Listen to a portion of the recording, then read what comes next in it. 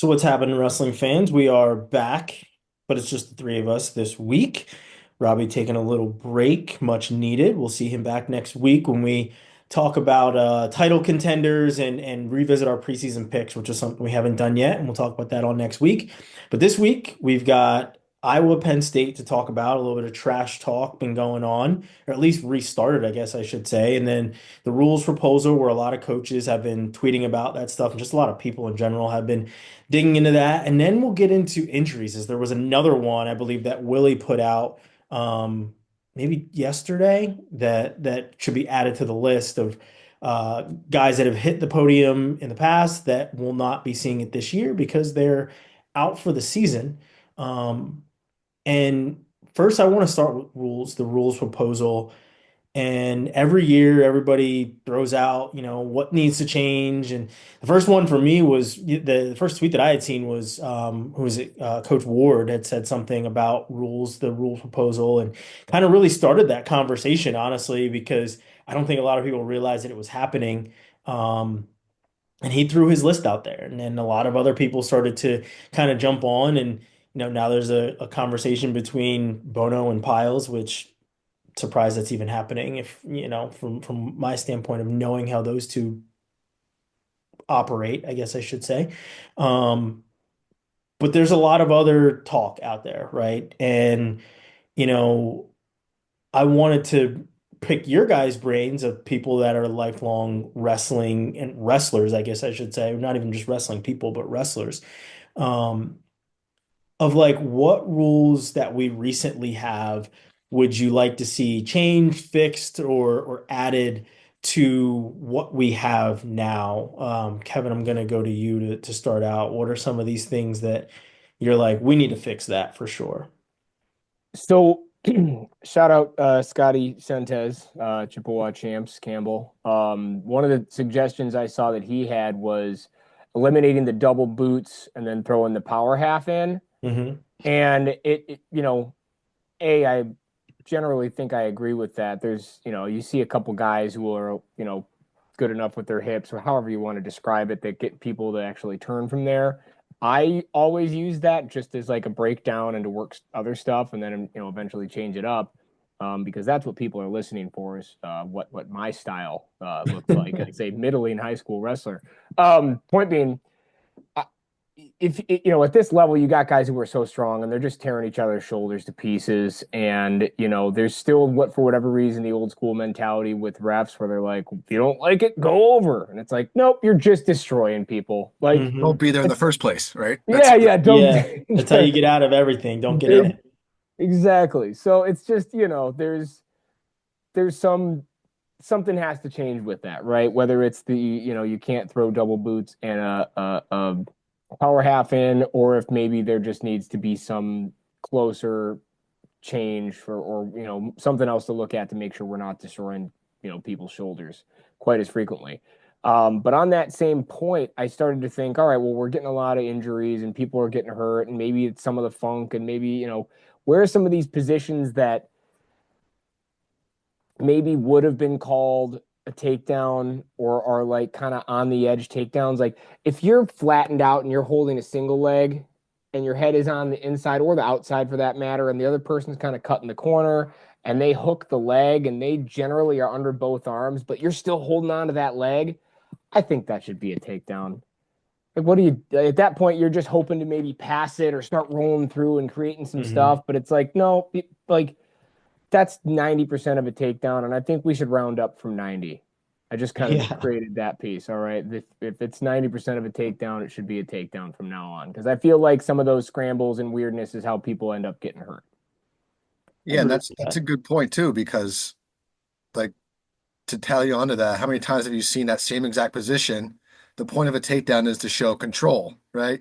If you're just laying there praying for a stalemate, are you really in control? I mean, you're giving up a lot of control, right? So yeah, Mm-hmm. that's I think that's a case by case scenario. It could get tricky, but just hearing you say that, I do agree with something like that where it's like, hey, if the guy's showing control and you can't move, just because you have my leg doesn't mean it's not a takedown, so I Right. agree with that. You Yeah. can reach back from bottom and grab my leg too, but I'm Yeah. still on top. I'm still in control, yeah. My thought on the double boots thing, and I don't know. I saw, I actually have the tweet up in front of me right now. And I feel like it's a tough one for me, right? Because you see guys like Ridge Lovett, who are really good, who is a really good leg rider, throws boots, will turn a guy, I mean, hell, we just saw him turn Van Ness 2 weeks ago, right? Obviously, that was a different situation where he didn't use double boots in a power half, but he's very good with throwing legs in. And I think that like the hard part for me is like there are guys that are very good there who will throw in double boots and use it as a breakdown, use it as a way to ride, and they're not using a power half, right? So do you get rid of the combination of the two together and say double boots and a power half is what we want to get rid of? Do you make that like a 5 count, right? Like if there is no turning, do you, hit a guy for stalling or call the first one potentially dangerous? Like how do you really police that one, right? Because it's a wrestling move that we've seen for years and years and years, and now you want to kind of like football, police the brutality out of the sport, right? Where you don't want to hit a guy too high in football, you don't want to hit a guy too low. There's roughing the passers, all this kind of stuff. Does it become something that is so subjective where you're like, man, there's a gray area, right? Like if the guy is really fighting, if you're using it to turn, if you're safely using it, how do you police that? Or do you just say this can't be used anymore, right? Like that's the thing for me. I think, most of these moves you can say have been used forever, right? The double Hmm. boots inside headlock was used forever until it, essentially won Chris Perry a national championship. And they were like, man, that was awful to watch. Can we maybe take that out? It was that in the Delgado like ankle ride, right? Like I watch, kids ride ankles all day long at youth wrestling. It's not fun, but like at some point it's got to progress, and these guys are big enough to make adjustments and talented enough to make adjustments. Maybe a 5 count is the right idea there. Hey, if you don't get them turned to some degree, if you're not getting them off the mat and they're just getting their shoulder cranked, I'm just going to count it and we're going to stop it. Yeah. Yeah, I agree with that. Like I said, I don't think that it should be like we can't use that anymore because there are guys that are effective, throwing legs in, breaking a guy down, and working their offense off of that, right? But then there are guys that throw boots in and they just want to hold a guy down. Mm-hmm. There's no other rhyme or reason for them to have double boots in outside of I'm just gonna hold here and we're just gonna ride this out. I want my riding time point, or in the case of Dayton Fix in the finals, I want to just ride things out. Ultimately, that one will stop, so very different. But the way that people are using it, I think that's where you have to use your discretion. Obviously, we don't want to give too much more power to the refs because we've seen how they can absolutely screw things up. If you've watched any wrestling over the last couple of weeks, you would notice that. Yeah. I So feel that, like I said, I would love to see guys be kept like be kept from being harmed, obviously. And that is ultimately what I think, a rule like that would be, and he even said it, these guys' shoulders are getting completely torn apart. Like we gotta fix this somehow. And that's my thought with the rule that I was thinking of. And I don't know, I don't think it's like anti-scrambling or whatever, but like I understand that guys have a rubber knee, some guys where they can bend and whatever else. But there are guys that abuse the potentially dangerous in that situation where a guy gets in and he's immediately diving across and, bending his leg into disgusting looks and has people kind of oohing and ahhing and looking away, right?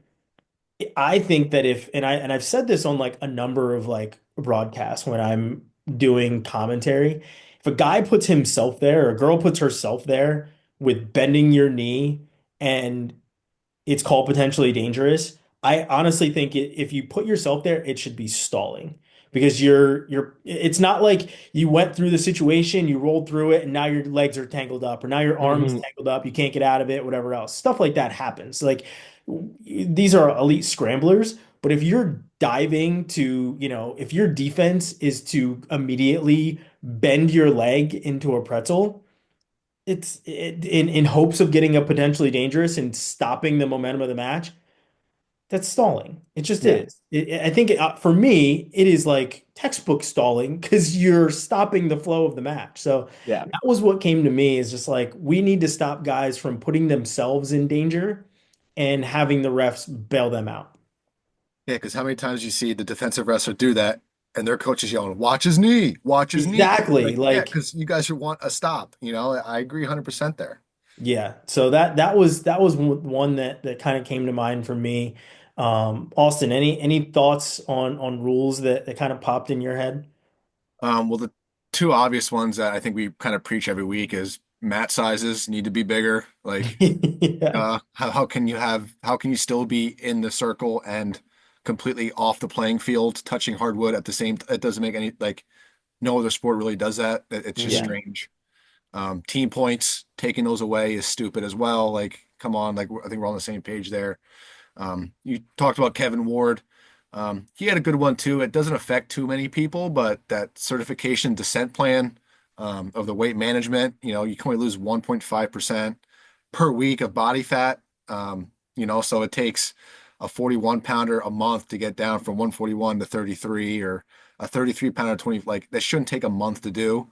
Hmm. We've all been in practices where no matter what you weigh, you can lose 5 pounds in a Yeah. practice and it's all water weight. I understand the safety aspect, but his point was, hey, let's just tweak that a little bit, make it 2.5%.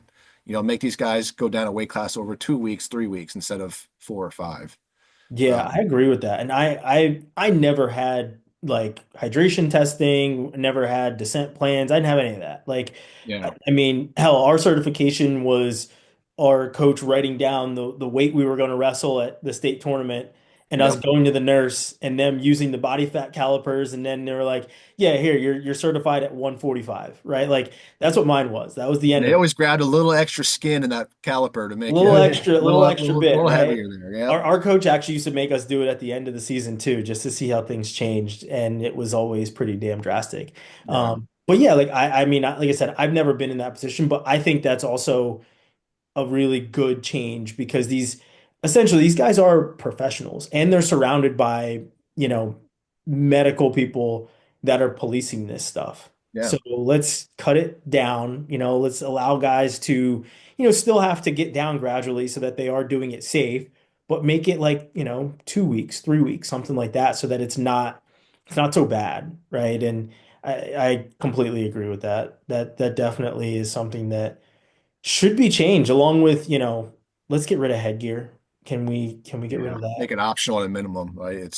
Doesn't make sense. I think that option, yeah, optional. And I think so. Let me ask this. My understanding with freestyle is if you come out there with the headgear and your opponent doesn't have a headgear, they can then request that you take your headgear off, Yes. and you have to. Yes. So I don't think you should have to in this instance. Like if you want to wear a headgear, you can wear a headgear. It's Yeah, up to because you. the funny part about that is if you come out with a headgear and your opponent doesn't, you can't request for them to put one on. But the Right. person that doesn't have one on can request for you to take yours off. So like Yeah. and I mean, obviously, it's different because it's an international style, and people internationally aren't really wearing headgear, so that's where it's Mhm. at. But like, yeah, it is a very awkward rule of Mhm. like, I'm not wearing a headgear, so you're not wearing a headgear. Yeah. Yeah. Like, why I do I never have that power? I Yeah. never understood that. And I guess like I don't know. I've heard people tell me recently like because I wear a headgear when I wrestle now, and because my ears hurt if I don't, and they're like, "Oh, your headgear's scratching my face." I'm like, "What?"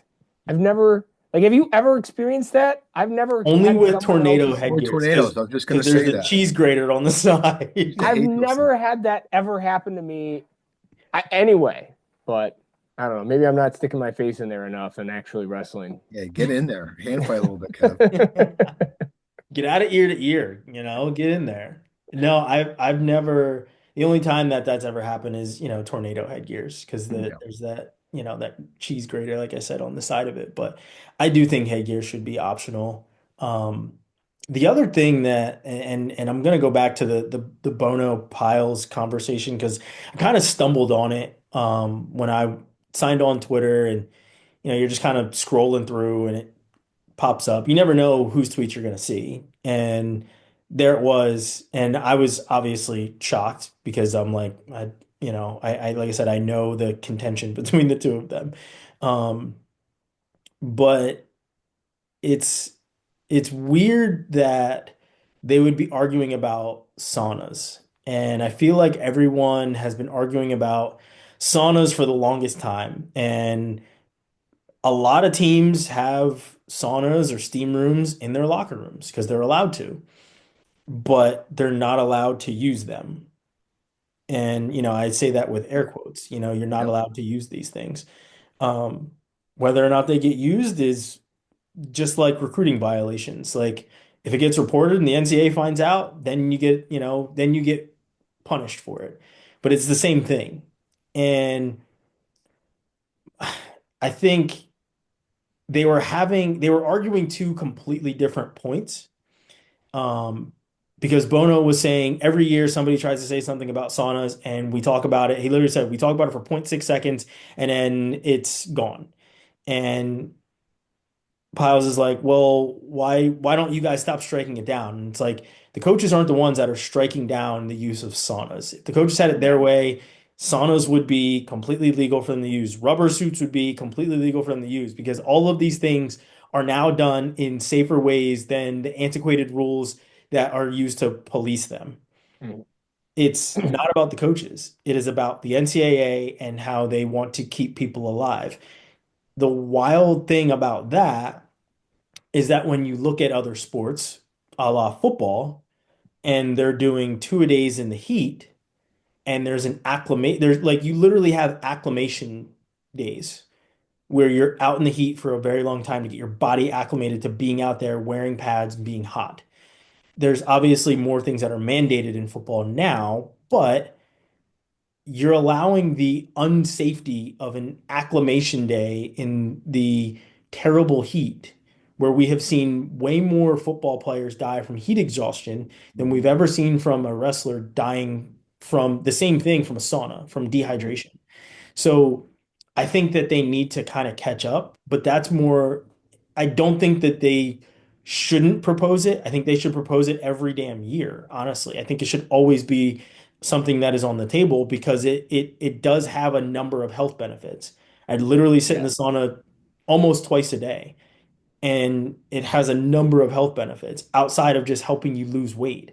So I think that's the side of things that they should try to propose is like, yes, can it be abused? Certainly, but we can also monitor these things better, where we can put a timer on our sauna where it's only on for 2 hours, 3 hours, right? Like when we're only allowed, we have this many people, these are the people that are allowed to use it, and it's only on for this amount of time.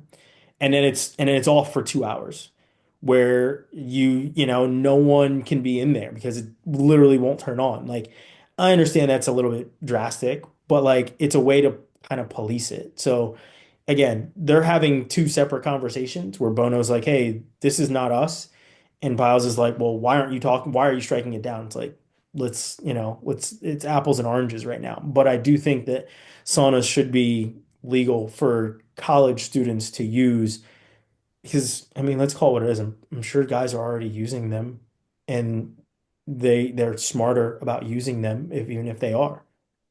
Well, I Yeah. mean, let's think about other ways that people are cutting weight, right? Like Yeah. there are worse ways to cut weight. We saw it at EIWAs last year, right? Like it was a crappy situation. Hmm. So like there's other ways Two to years get ago. 2 years ago. Sorry. Yeah, There's worse ways to do this, right? And again, you already talked about the health benefits. You already talked about all those other things, and I'm gonna pause for the moment to really focus on the fact that I am not taking light any serious issues with people dying in the past or for anything like sure. that. My comment here is not that. Um, But my comment is, I think that it's getting shot down by the NCAA and the voting bodies because of headlines more than they're shooting it down for anything else. They don't want Hmm. that headline about so and so died. They were doing the sauna. They were wearing the suit. It's like, no, guys are going to make weight, and they're going to make weight in potentially less healthy ways because that's what these guys do, you know. So if you give them a passive way to lose some weight and maybe work on their mentality and think through things as they sit there and sweat, probably in the long run that's a better solution than just grinding on an Aerodyne for another half hour. You know what I mean? Yeah. Yeah, I saw Coach Tony Ramos was saying, they provided studies, I think he said to the NCAA about Yeah. how beneficial they are. And there's actually legit studies out there done by real scientists and everything that says, hey, these are good for you. Here's why, X, Y, Z. And, no cigar on that. But yeah, I just think there's studies out there. It's evidence is out there. I don't know what the pushback would be. Yeah, I think Kevin's right about the headlines. There was one headline was too many, Yeah. and they don't want to see that happen ever again. And I mean nobody wants to see that happen ever again. But you also have to say, this was it was probably misuse, right? Like we're a lot smarter about doing these things now than what we were. So, I think that would be awesome. When Awesome. you're not going to take away outdoor football practices, Yeah, exactly. like you can't do it outdoors, air conditioned only. It's like, nope, not everybody has that. And not everybody has the pockets of LSU who has helmets with air conditioning in them now, Yeah. right? Like let's be They serious. can't afford a wrestling team? How's that possible? Right. Yeah. Jeez. Yeah. Oh, yeah. I mean, I'm sure that we could look down the line items of many of the biggest college football teams out there and be like, really? Just Yeah. like 1% of your budget would be just fine for probably 2 years to fund a wrestling team. Mm-hmm. Very, very much so. Could definitely happen. And we say this as we, get the news this week of Cleveland State, and everybody is talking about that. And I mean, from I saw a clip of who was it, Spay, talking about how it's way more of a financial thing, than it really is like a funding thing for them. It's a school financial problem where the school is like bankrupt.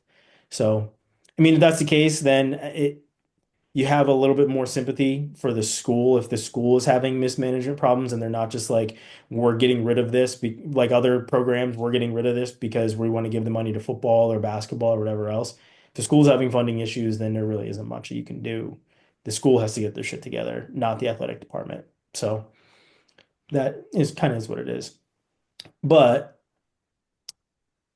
that was rules proposal. You guys have any other rules or any other kind of situations you see in wrestling and you're like, we need a rule for this? I got one more I always harp on. A lot of times it seems like coaches get endless challenges in these matches because they'll want the ref to look at it again and kind of bully the ref into reviewing his own call. And then it's like, well, who's challenging here? Because they already used their challenge and they lost it.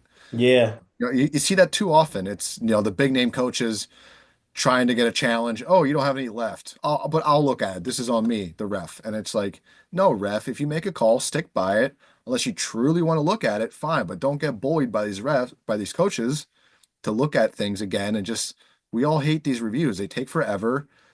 They very rarely change. So it's like you're stopping the flow of the match and the momentum. That's just one thing that really bugs me. And I'm not sure how many people talked about it. I didn't see it much, but that's just a personal thing. I'd love to see get rid of. I Yeah. agree. I agree. There's a lot of coaches who will throw their challenge brick first 30 seconds. And then somehow we're doing it 6 or 7 more times. Yes. Yeah. Yeah. Yeah, I mean, kind of in that same vein is we need to figure out a way to have independent review whenever we can have independent review. Yes. You Agreed. know, they made it a rule a couple of years ago. I thought it was, I obviously got to be a part of the Journeyman event in Nashville where they had independent review. And that was probably the most effective review process I've seen, where if there was a review and it was a challenge, then the challenge was done by an independent referee where he's probably watching the match, but he's not really paying attention to the matches. He comes over, he watches the recording, and then he makes his decision. He asks what the decision, like what was the call that was made on the mat. The referee that was on the mat tells him what his decision was. He said, "Okay, let me watch it." And it goes from there. If it was a ref's review, the ref on both refs on the mat would watch the video, right? And it was a completely divvied up process, even to the point where the referees that were on the mat, if it was an independent review, they're in the middle of the mat. They're nowhere near the video to influence the independent ref. So like, and honestly, like it just took, what was it? I mean, they had a number of referees, obviously. I think they had what, two, four, 9 or 10 referees for over a 2 day period. And if you don't have the budget, you don't have the budget, right? But like if there's a way for you to hire 3 referees for a dual meet, say the App State dual meet, Virginia Tech dual meet that happened a couple weeks ago, where honestly it was an absolute shit show at 165. That those referees should not have been one, they probably shouldn't have been reffing that match.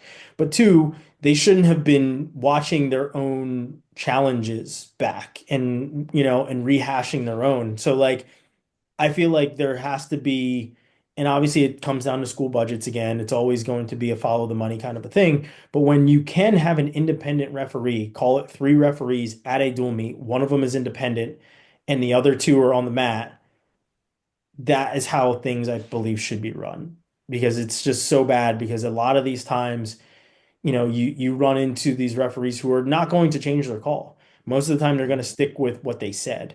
The other thing that I've heard people say is, well, his buddy isn't going to change the call either. His buddy's going to stick with him. It's like, yeah, as Exactly what I many was going to times say. as you can see that, even just having the semblance of an independent referee is still better than the ref on the mat considering his own calls.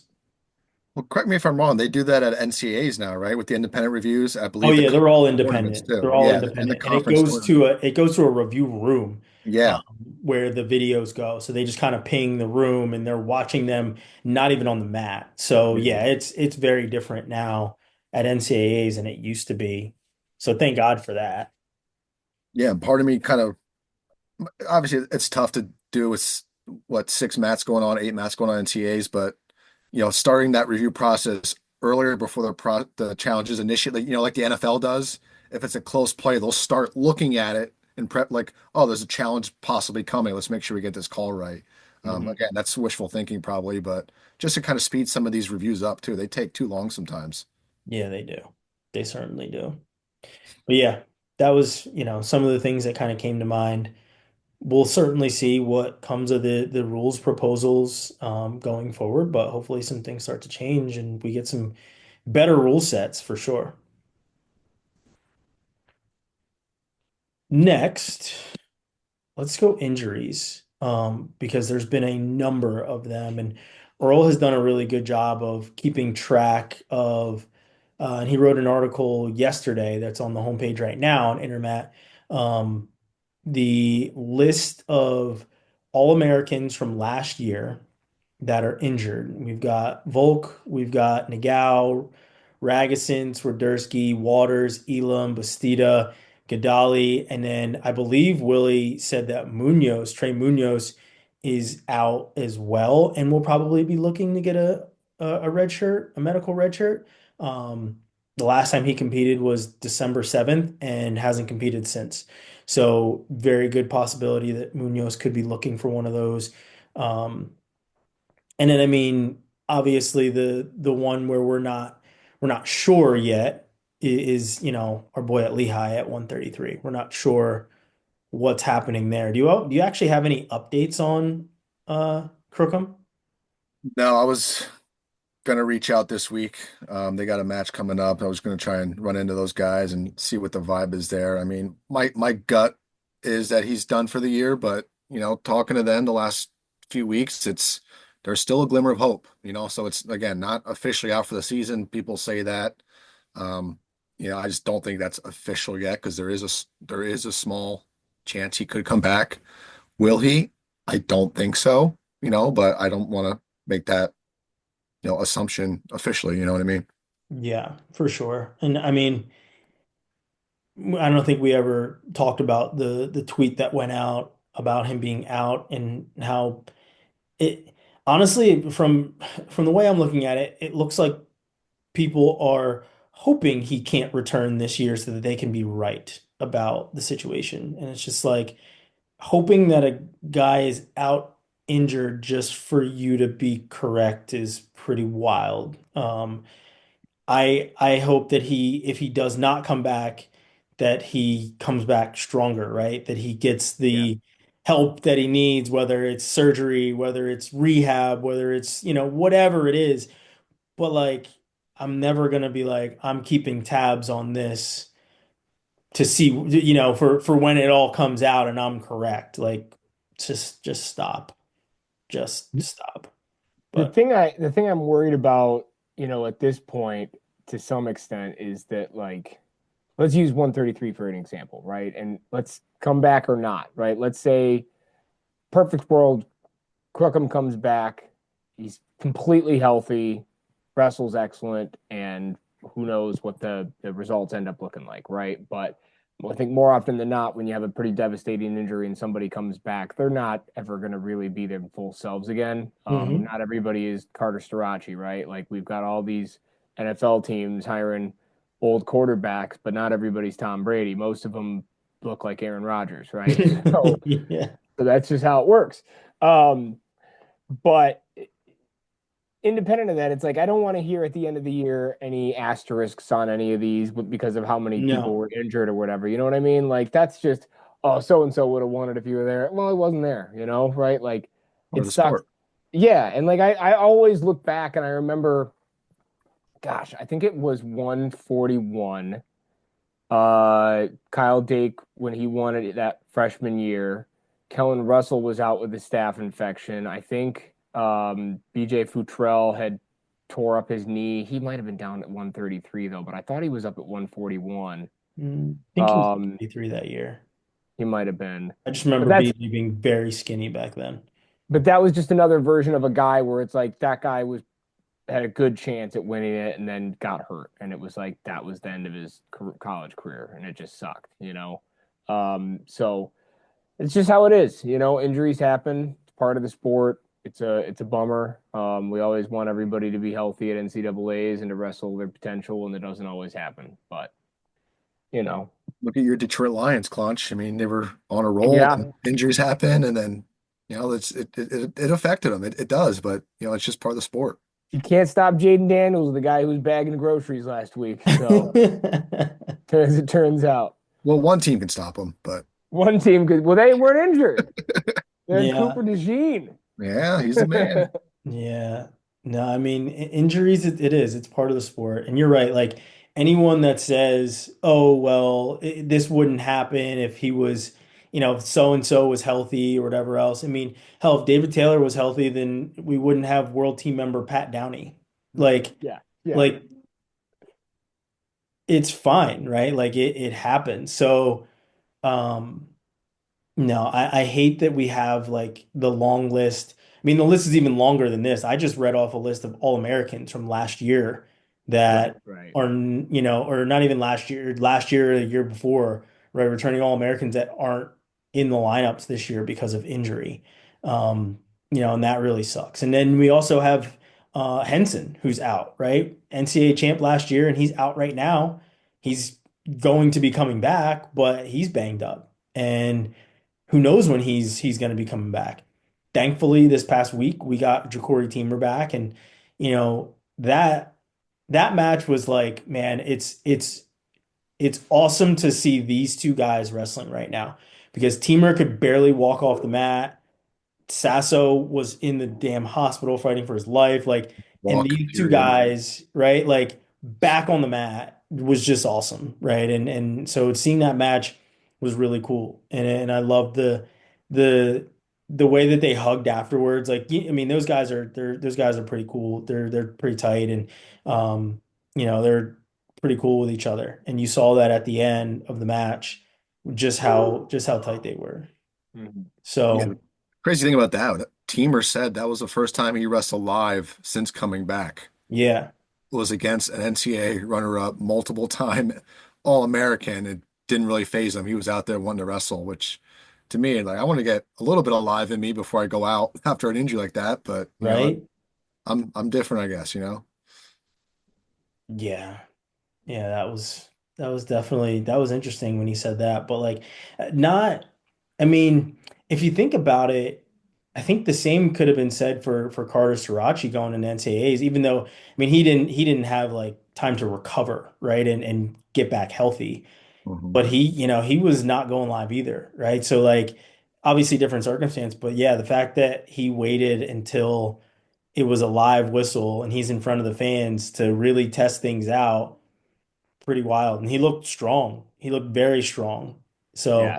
good to have him back for sure. And the number one guy is back in the lineup or back in the lineup for Iowa and makes them even stronger. And it's awesome that he was able to test that before they wrestle Penn State because it's going to be an awesome match, which we'll get to here in a second, but it's going to be an awesome match at 157 between Iowa and Penn State. So good to have Teamer back in the lineup for sure.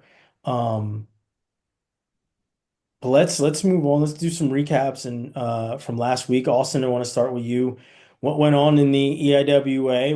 What matchups were the big ones and really kind of caught you by surprise or that you took notice of? Yeah, we kind of talked before we came on here. Drexel looked pretty good. They beat Bucknell, and then Bucknell went on to beat Army, who Army was ranked 24th in the country. Mhm. So a lot of competitiveness here in the EIWA. The Bucknell Army match was a really fun one. If you guys want to go back and watch some good wrestling, 7 one-score matches out of the 10 bouts, and Bucknell won every single one of them, which you're used to seeing close matches, but for all 7 to go to one team, I thought was pretty crazy. And just Bucknell kind of being the underdog there, winning was pretty cool. Um, yeah, I mean that's pretty much it here. That in the IWA, Ivy, there were some interesting results. Um, the main upset I saw was Columbia's Jack McGill, unranked major number 7 from Penn, Nick and Contrera. Um, Kind of dominate them there with a major, and Penn ended up winning that one over Columbia, and then Princeton put a beat down on Columbia 34-3, which I thought that match would be a lot closer. Mhm. Um, Columbia had a few guys out, not many, but I think Princeton's loss to Ryder the night before kind of fueled that a little bit to come back and beat Columbia there, and Cornell doing Cornell things, dominating. Um, but yeah, and this week Penn has 2 matches. And I'll be on the mic for both of them on Sunday, ESPN Plus. So if you want to listen to me talk a little bit, tune in. There you Look go. at that. Awesome.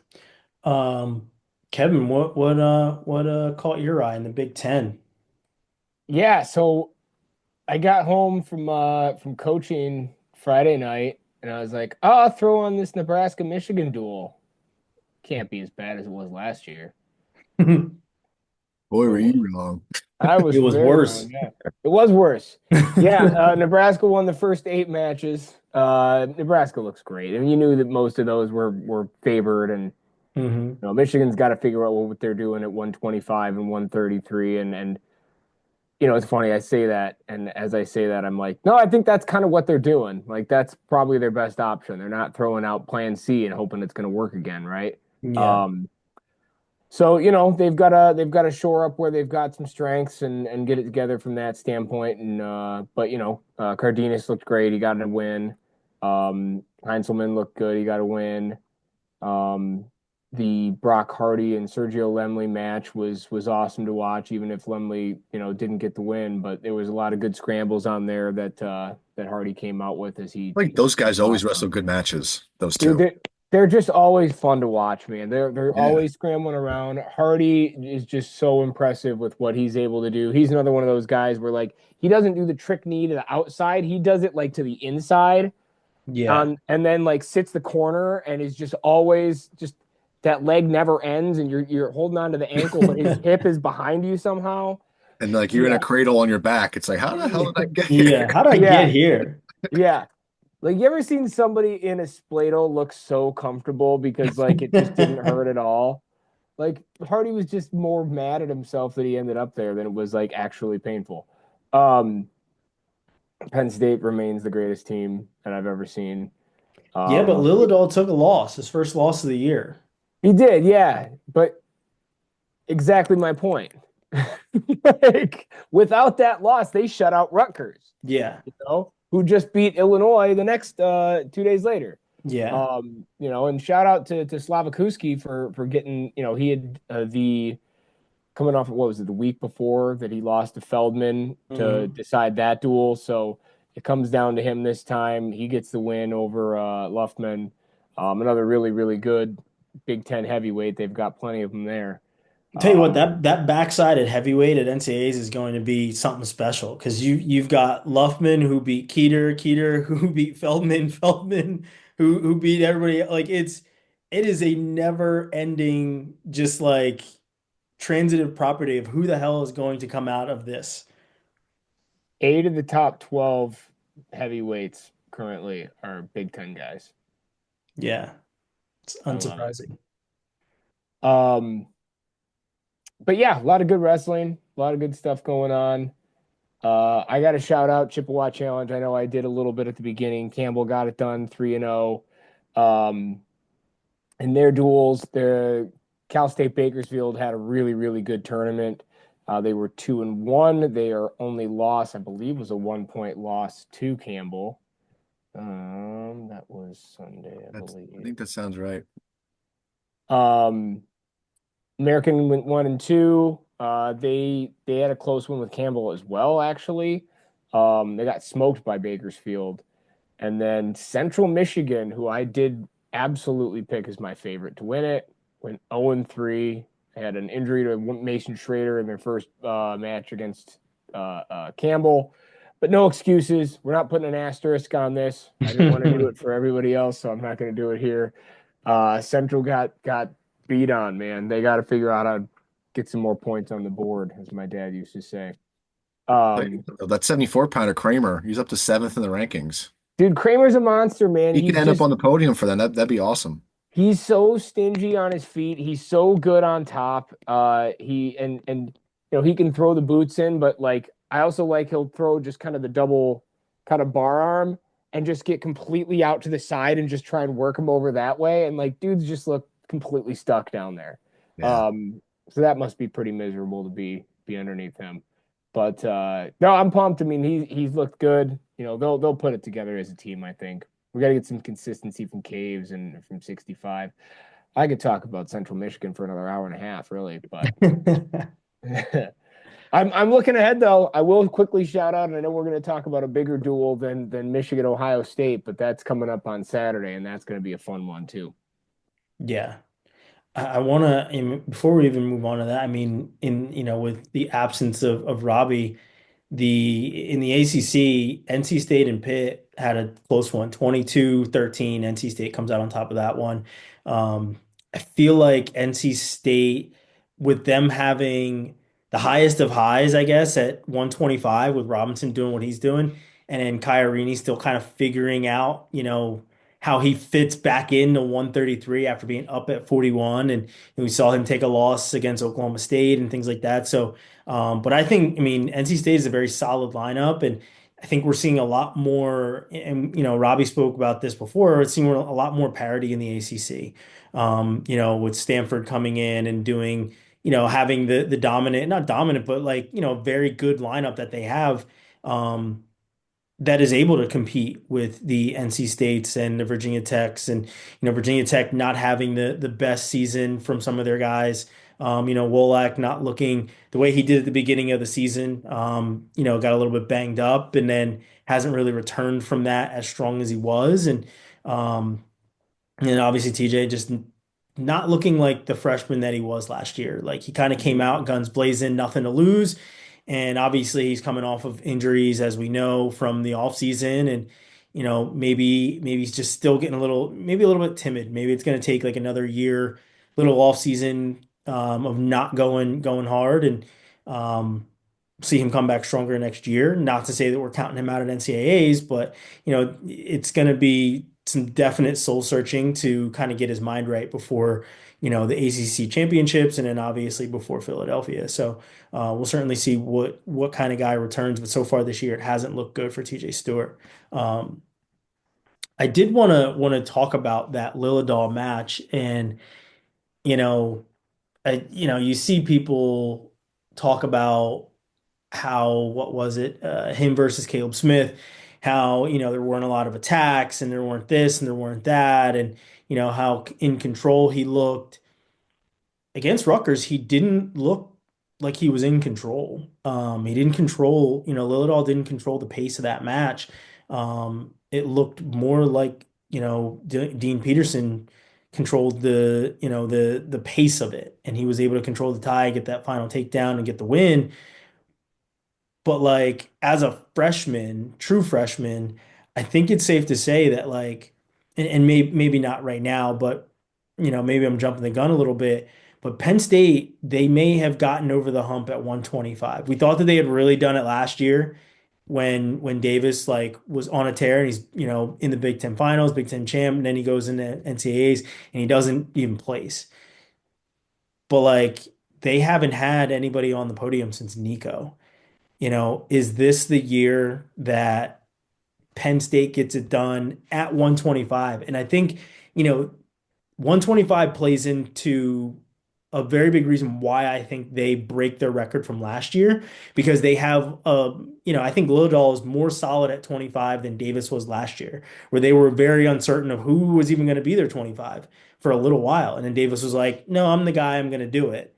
And they ultimately break their record. But I think the solidifying of 125 with Lillidahl is what puts them kind of over the top this year more than anything. I honestly think that Davis is still the guy where they're like, he could or he couldn't, right? Like, who's going to show up? We've seen him in 1-0 matches with Nasir Bailey, and we've also seen him go out and score a whole bunch of points. So, like, and then he, loses to Van D, who's also kind of back and forth.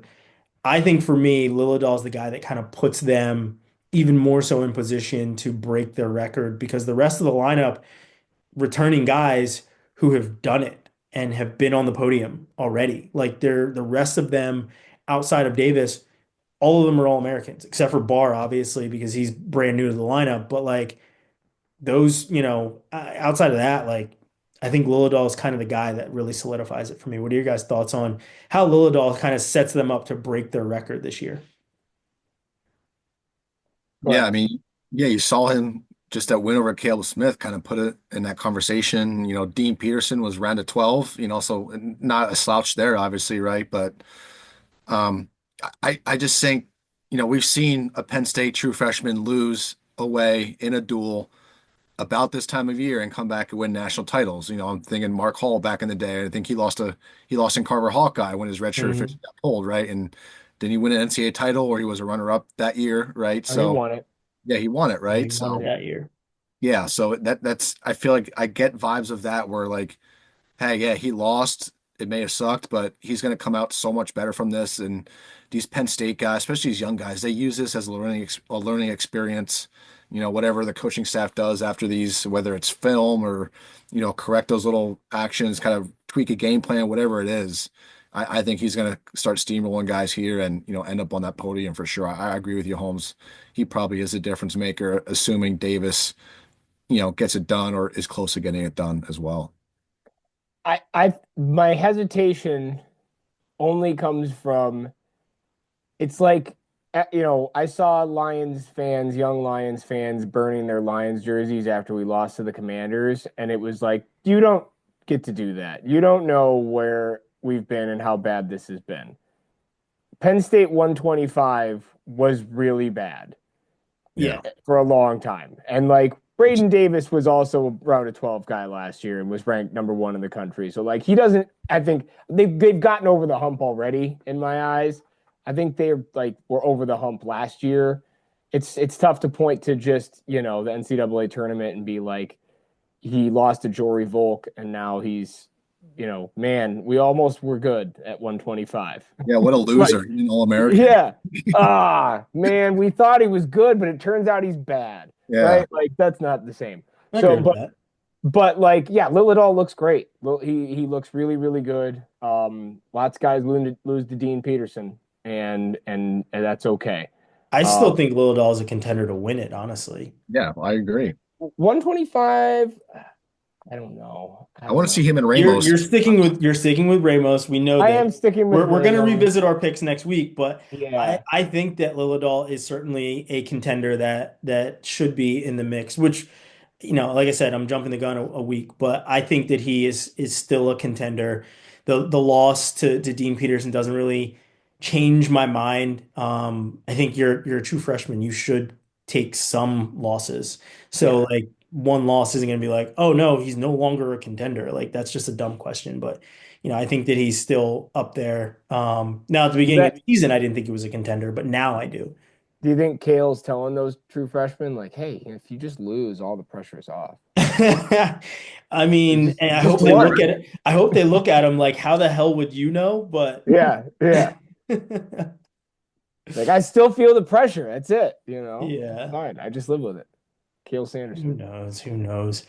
Um, let's turn the page to Iowa-Penn State. That's the big one this week. We had originally thought that, and it was Nebraska was certainly the toughest team that Penn State has faced thus far.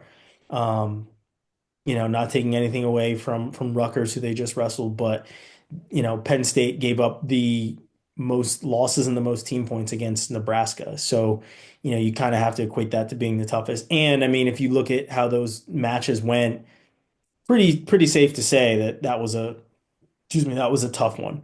But now they have Iowa, who they match up with very differently, and there's some very big matches in there. But I wanna get to 184 first and the trash talk. Before I say my piece on it, what are your guys' thoughts?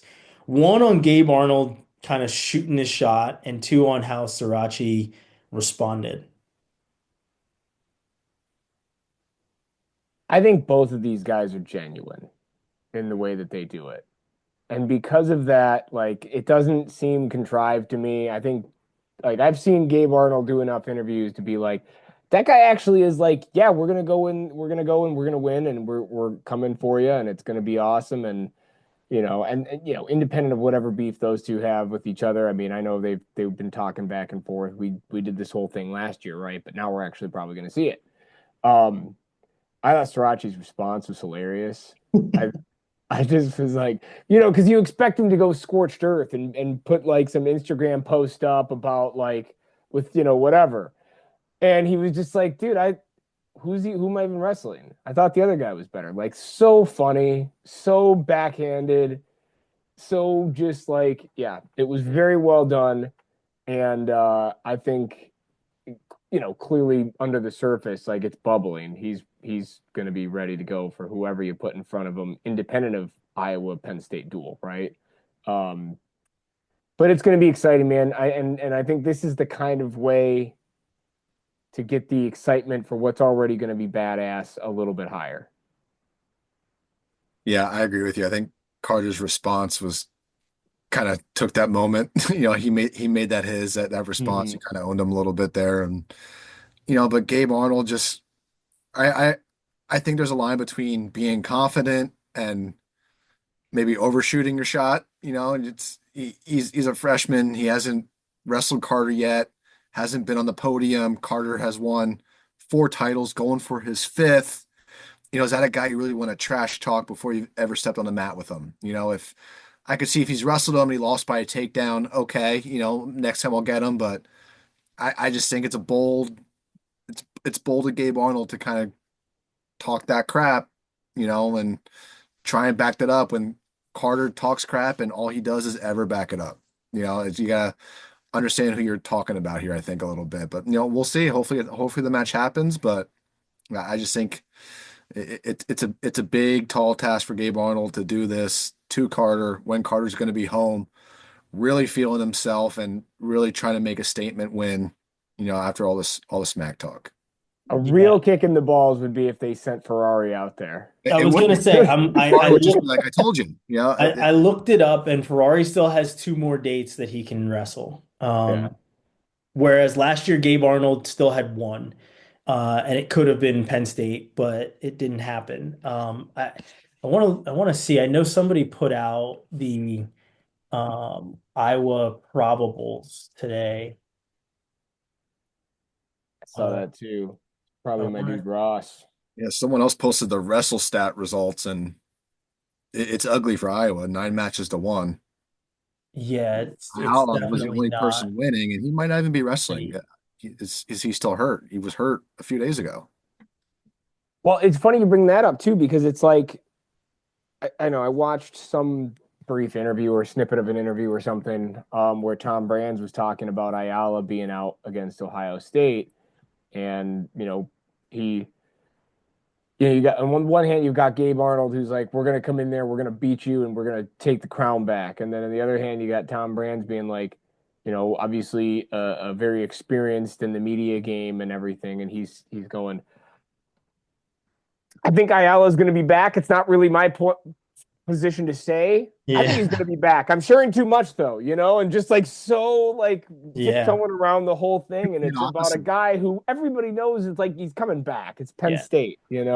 Um, Ferrari is listed along Mhm. with Gabe Arnold on the probables for this duel. Um, on the I love trash talk. I love it. I loved it when Srirachi was going at AJ Ferrari. I thought it was awesome. I thought it was awesome when AJ Ferrari was talking with, who was it, Stemet, right? And there was emojis that were on the line, right? Um, I love it. I was a trash talker as an athlete, so shutting me up was not easy to do. But like, I think it is great that one, I do think it's great that Gabe Arnold did take a shot. However, I also want to remind people that there are levels to these things. Yeah. And Gabe isn't there yet. Like, I mean, Carter's a four-time NCAA champion. He hasn't lost since 2021, I think is what it was.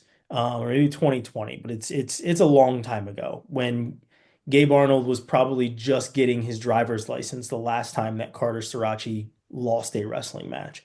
Um, so I do love the trash talk part of it. I think it's awesome.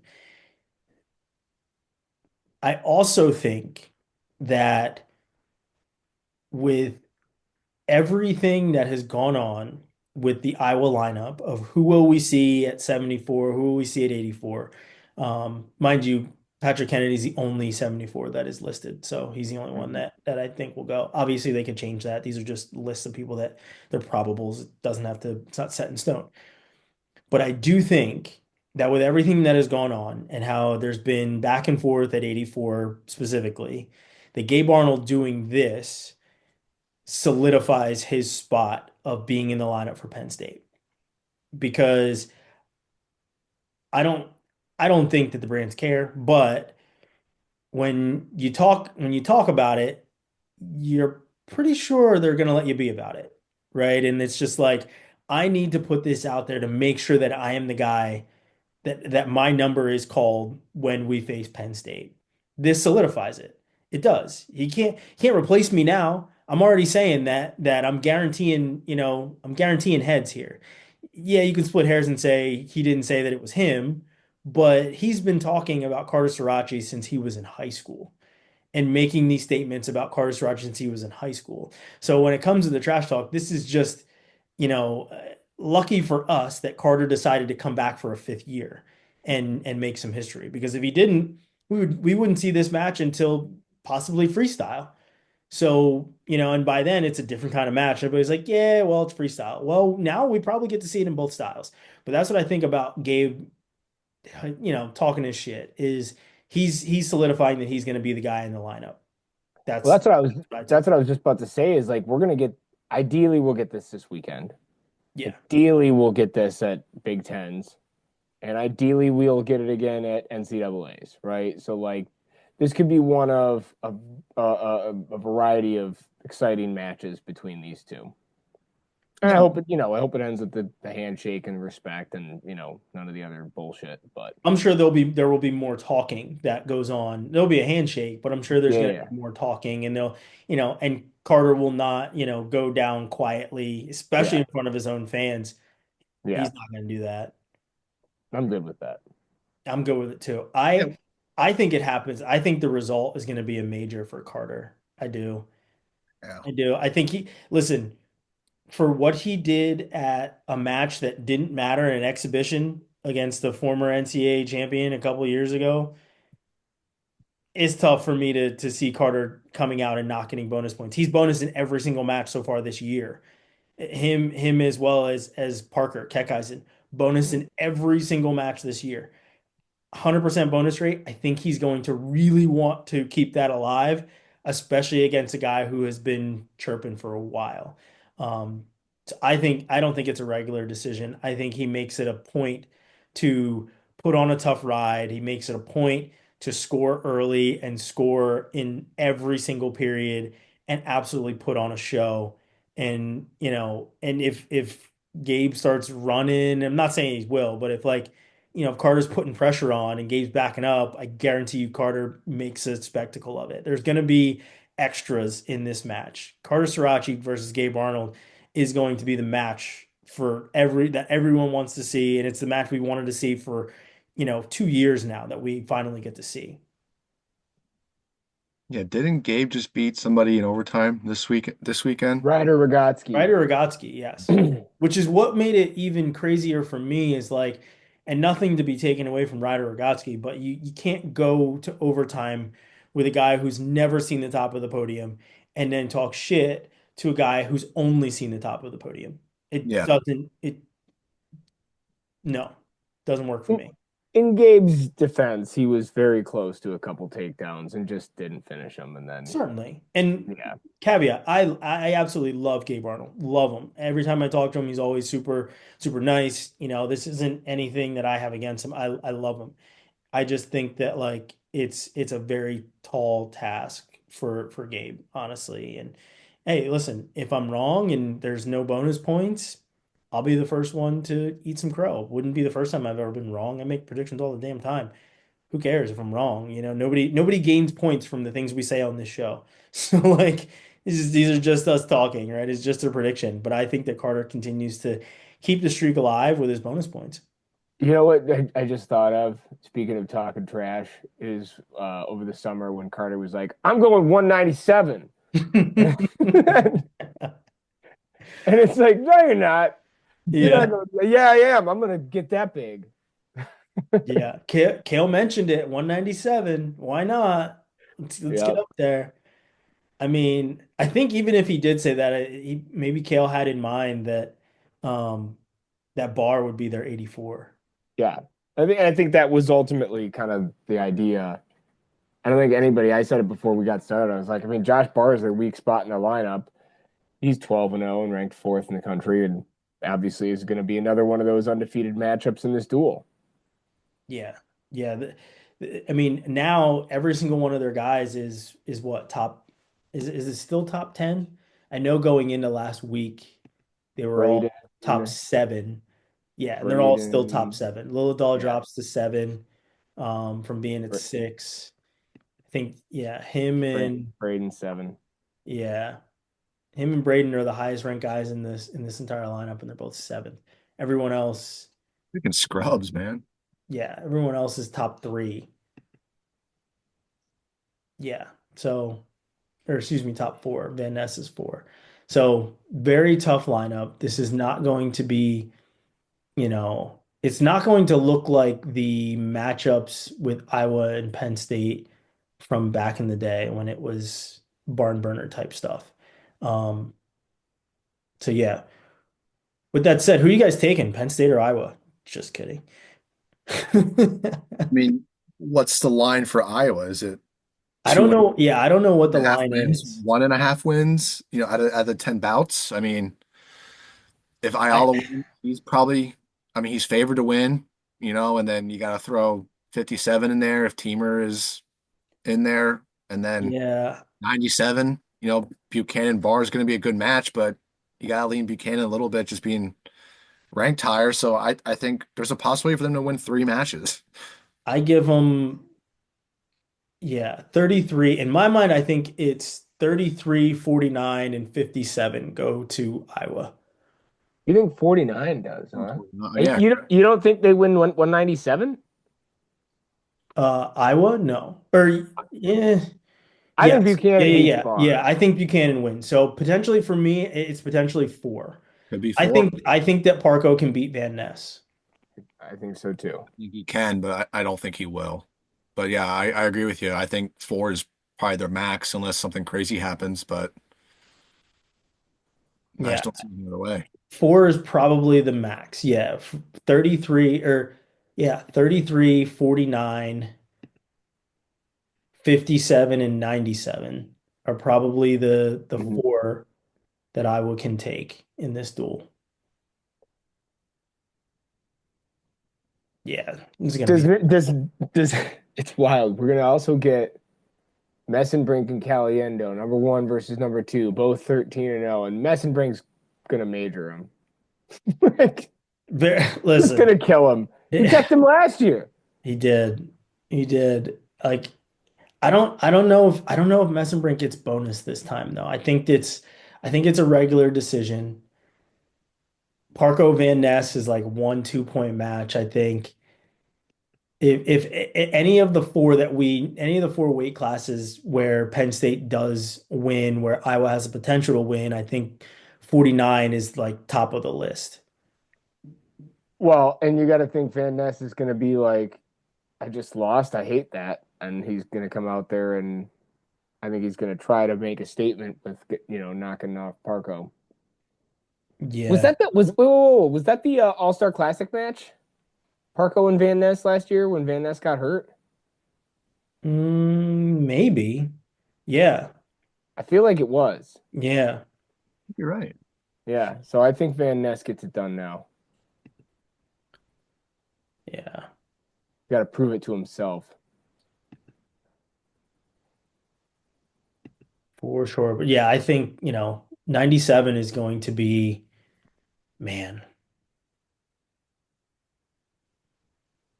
it's whoever has lungs left in the third period. Because I mean, from what we've seen, and this isn't like last week wasn't the first time that we had seen Barr do, a put up crazy numbers in the third period. I mean, he did, he looked amazing against Stephen Little, where he just continued to get stronger and Little was just like crumbling.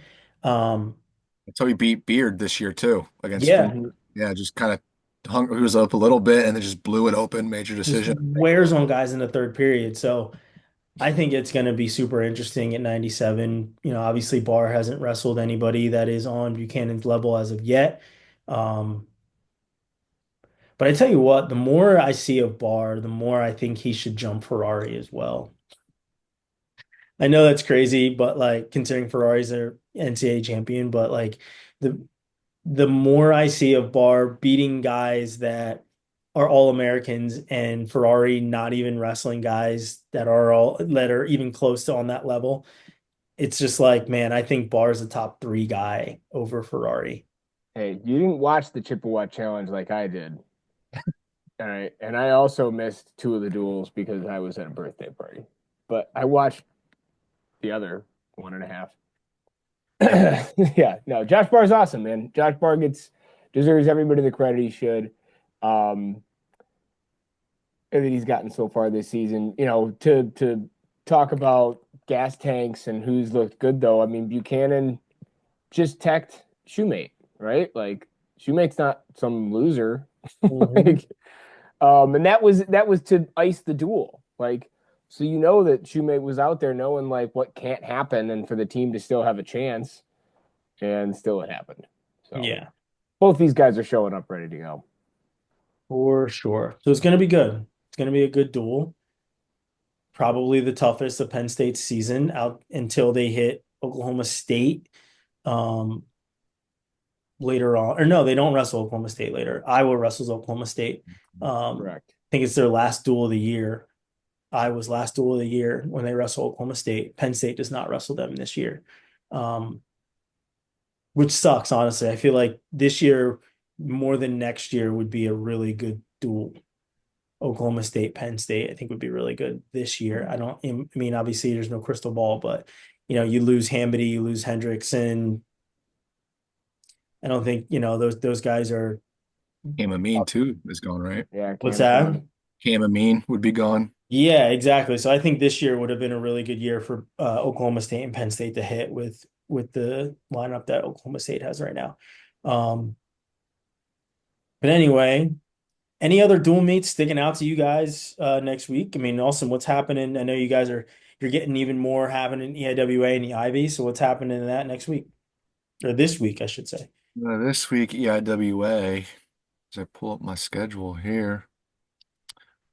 Yeah, as I'm pulling that up, I just can't go over the fact that we talked about 165, Messenbrink and Caliendo, 1 versus 2. And we're like, yeah, he might major him, he might not. Like, that's how good number one is over it. Like, it's just crazy to Yeah. like that. But yeah, EIWA, we got Navy Bucknell should be good. Princeton and Drexel should be a pretty good one. They're pretty close down the road. And I think the best match of the weekend, EIWA, is going to be Army at Lehigh on Saturday. That'll be kind of, for the top in their division, Patriot League there, so the Patriot division. Um, and Army just coming off a loss with Bucknell. Lehigh was off this weekend. They took a beating at Cornell 2 weeks ago, so I think Lehigh's going to be ready. Army's going to be ready. That should be a good showdown there. And Lehigh's usually on Flow, so that'll be on Flow Wrestling if you want to watch that one. Yeah. Kevin, anything in the Big Ten besides Penn State, Iowa? Yeah, I mean, I shouted it out a little bit earlier, but I'll be watching the Michigan Ohio State duel. That'll be on Big Ten Network on 2 p.m. Eastern time, I believe, Saturday. And what should have been probably a more exciting duel with a little bit more of a complete lineup. But still, you're going to get Lemley Mendez, which to my knowledge, those two have not wrestled in It college hasn't yet. happened yet. Yeah, so they keep missing each other at Big Tens and NCAAs and Cliff Keens and wherever else. Um, so that'll be exciting. Hopefully that goes down. 157, you should see Saldate and Sasso, Mantanona and Gallagher at 165 should be a fun one. Cardenas and Shoemate at 197. You'll get another Jaden Bullock Ryder Rogotsky match. Those two split, I believe, last year with Rogotsky getting the win in the duel and Bullock winning, I think at Big Tens. And Heinzelman and Feldman should be good. So if Michigan can get some upsets and then probably get Gilcher, either Gilcher or Catrabone at 149 against D'Amelio. So that'll be good. But if you can get some upsets throughout the lineup, and they're going to be doing a maze out there at the Chrysler Center, so that should be fun. If you can go make it to a duel, go there in person. Nice. Should be a good one. Outside of obviously the one we talked about extensively, Rutgers, Minnesota in the Big Ten is going to be a good one. That is going to be good. So far, we've seen that Gable Steveson is on schedule for basically all of the Big Ten schedule. He's been everywhere. I mean, he was just in Wisconsin last week. He's, doing home duel. He's everywhere. So good to see him in the lineup. I think it was kind of a first semester test these things out. Second semester, Big Ten starts. So let's really ramp some things up. So yeah, should be another really good match in the Big Ten between Rutgers and Minnesota, and Rutgers coming off their first win over a top 10 team since 2019. So they'll probably be riding a little high, and so we'll see what happens there. But yeah, and I was actually doubling up this week, and they also have Maryland, so they're going to go straight from State College and head to Maryland and be in College Park. So should be another good weekend of wrestling. And then in the ACC, little rivalry, I guess, rivalry weekend. Virginia Tech, and NC State and North Carolina are wrestling. We've got some West Coast wrestling going on with Stanford and Oregon State too. So should be a good one. And Duke and Pitt also wrestled too. So all of those except for one is on ACC Network. Well, ACC Network, well, I guess I should say ACC Network is where Virginia Tech will be.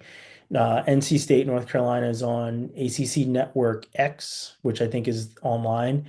Um, Oregon State and Stanford is on Flow, and then Duke Pitt on ACC Network X is what it says here. So make sure everybody is tuning in for wrestling. Obviously, Iowa headed to Penn State, and that's 7 o'clock Eastern time is when that one goes down this weekend. So make sure everybody's tuning in. And as always, we appreciate everybody that watches and comments, tells us where we're wrong, where we messed up.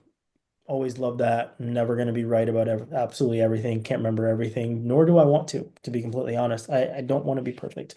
And nor do these guys. So if we mess up, let us know. Who cares?